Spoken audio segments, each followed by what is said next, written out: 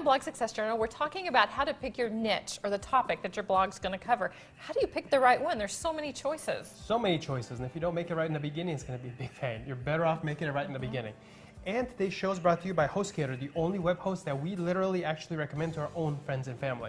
And through Dan and Jennifer Fashion, we got you a really sweet deal with them. All you have to do is go to blogsuccessjournal.com/HostGator, and your first month is just a penny. That means you can start your own blog. Penny, no excuses. Yes, no excuse not to have your own blog. Okay, so in picking your niche, the first thing we need to talk about is passions versus money makers, okay? A passion is something that you enjoy, you love talking about it, you love researching, okay?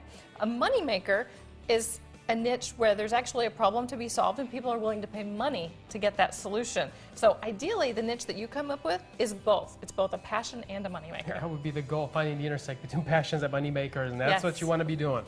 Because you're going to be doing it, let's make some money. So how do you do that, while you can, yeah. So let's find out if your passion is actually a money maker, but how do you do that? You can use some free online tools like Google Keyword Tools, for example. It's free. It lets you check the amount of competition for certain keywords. So you find your keywords. We've talked about this before. You find a few keywords that represent your niche, right? And you put these keywords into this tool, and it shows you the amount of competition, which means how many other websites show up for this tool, for this keyword of yours. And also the number of monthly searches. Because, you know, there may be no competition, but if only 3 people a month search for it, it's not a good business model. And there could be 20 million websites competing for this term and only 5 searches a month. Yeah, exactly. You know, so you got to check both competition and monthly searches.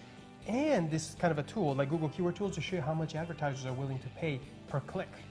That tells you if there's money in it. Absolutely. Okay, and another free tool provided by Google is Google Insights, which gives you more trending and seasonal searches. Like it'll tell you, when are people searching for bikini versus snowboard?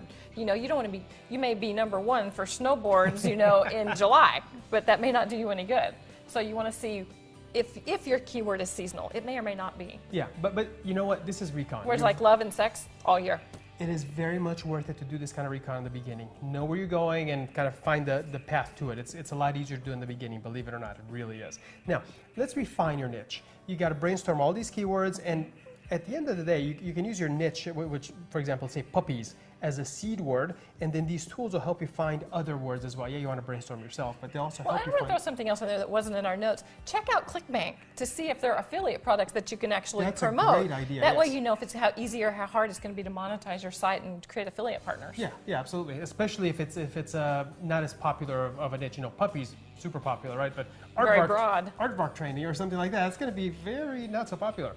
So do your research and find out. Now, as far as refining your niche, you start out with a word like, let's say, puppies, right?